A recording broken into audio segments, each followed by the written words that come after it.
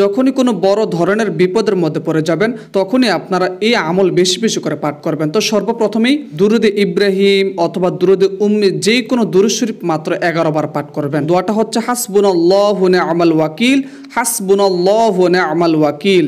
অতঃপর এই দোয়াগুলো পাঠ করতে পারেন। যেই ব্যক্তি কিনা এই দোয়াটা পাঠ করবে সমস্ত দুঃখ পেরেশানি সমস্ত কিছু রব্বুল আলামিন দূর করে দিবেন। সুবহানাল্লাহ।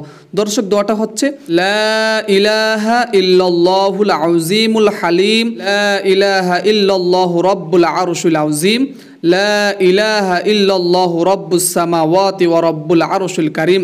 যে ব্যক্তি কিনা এই দোয়াটা পাঠ করবে সমস্ত দুঃখ পেরেশানি রব্বুল আলামিন দূর করে দিবেন। সুবহানাল্লাহ। শত্রু থেকে বাঁচার জন্য অবশ্যই এই দোয়াটা বেশি বেশি করে পাঠ করবেন। ইয়া লাতীফু ইয়া ওয়াদুদ, ইয়া লাতীফু ইয়া ওয়াদুদ। যে ব্যক্তি কিনা এই দোয়াটা পাঠ করবে রব্বুল আলামিন ওই ব্যক্তিকে শত্রু থেকে হেফাজত করবেন। অতঃপর আপনারা এই দোয়াটা পাঠ করবেন। আল্লাহুম্মা কফিনিহিম বিমা শি'তা, আল্লাহুম্মা ইন্না নাজআলুকা ফি নুহুরিহিম ওয়া নাউযু বিকা মিন শুরুরিহিম। অতঃপর অবশ্যই আপনারা এই দোয়াটা পাঠ করবেন। ইন্না কাফাইনাকাল মুস্তাহজিইন।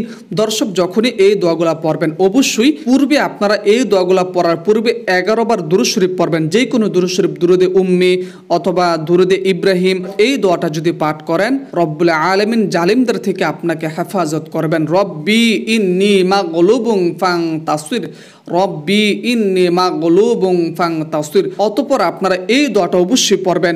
এই দোয়াটা আপনি যদি পড়েন সমস্ত দুঃখ কষ্ট রব্বুল আলামিন দূর করে দিবেন। অনেকে আছেন অনেক কষ্টের মধ্যে আছেন, দুঃখের মধ্যে আছেন, পেরেশানির মধ্যে আছেন, এই দোয়াটা পাঠ করবেন।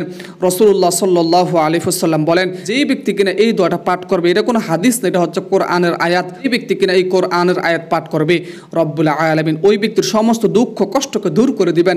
রব্বি ইন্নী মাসানিয়া দুররু ওয়া আনতা আরহামুর রাহিমিন।